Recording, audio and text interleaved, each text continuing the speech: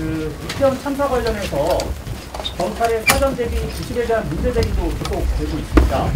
우선 용산경찰서에서 헬로윈을 앞두고 서울청에 안전사고 우려가 있다는 취지의 사전 보고를 했다는데 이런 부분이 제대로 반영되지 않은 이유가 궁금하고요. 참사 당일 경찰 인력 운영계획 문서에서 이태원 지역이나 헬로윈 행사에 대한 언급이 되어 있지 않았던 이유도 궁금합니다.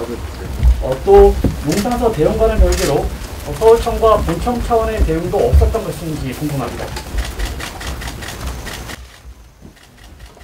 통상 할로윈 대위는 매년 아시는 바와 같이 10월 마지막 날을 기준으로 용산을 포함해서 서울 같은 경우는 홍대 쪽 그리고 강남 등 다수의 장소에서 진행이 됩니다.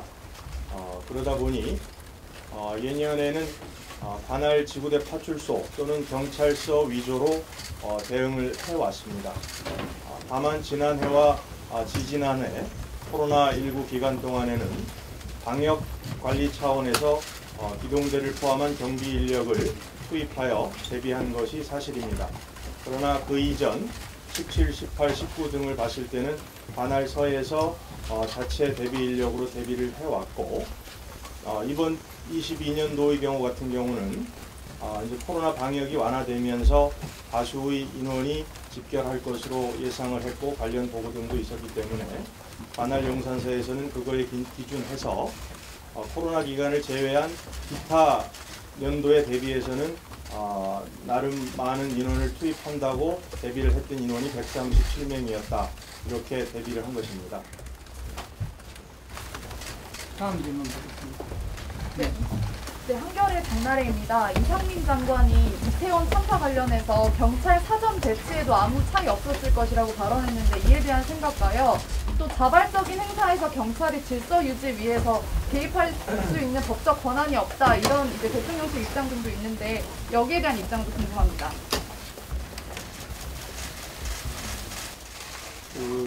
행안부 장관의 발언에 대해서 제가 평가를 하긴 그렇지만 제가 경찰청장으로서 느끼기에 이번 사고의 위험성에 대해서 사전에 이런 상황을 예측하기는 그만큼 좀 쉽지 않았다 하는 그런 뉘앙스가 아니었나 생각을 하고요. 다만 저희 경찰 입장에서는 그럼에도 불구하고 어떤 구체적인 이와 같은 사고 발생 위험성에 대한 판단이 일부 미흡했던 부분에 대해서는 청장으로서 아쉽게 생각을 하고 있습니다. 네. 뒤에 부분 답변도 부탁드립니다. 이제 우리 이와 같은 흔히 말하는 주체자가 없는 자발적인 다중의 운집 상황에 대한 경찰 또는 지자체 등의 어떤 권한, 역할, 책임 등에 대해서 많은 의견과 논란이 있는 것을 저희도 알고 있습니다.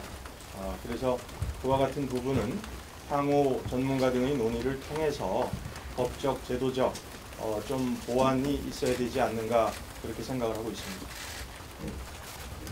네, 김민일 부사입니다. 선생님께서 오늘 경찰 대응에 어느 정도 문제가 있음을 시인을 하셨습니다. 또 정치권에서는 부실 대응에 대한 현장 사퇴 요구도 언급이 되고 있습니다. 국민 치안의 총책임자로서 현 상황에 대한 책임을 지고 사퇴할 의사가 있는지, 그리고 언급하셨던 특별기구의 감찰 결과 경찰 대응에 중대한 실책이 있을 경우에 어떻게 대응하실 것인지 말씀을 드리겠습니다. 우선 현 상황에서 일단 현안 해결과 사고 수습 그리고 향후 대책을 마련하는 것이 급선무라고 생각을 하고 있습니다. 그리고 그렇기 때문에 청장으로서 일단은 그 부분에 중점을 두고 대응하겠다는 말씀을 드리고요. 나중에 이제 결과가 나왔을 때 그 부분에 대해서는 어느 시점이 됐건 그에 상응한 처신을 하겠다 하는 말씀을 대신하겠습니다.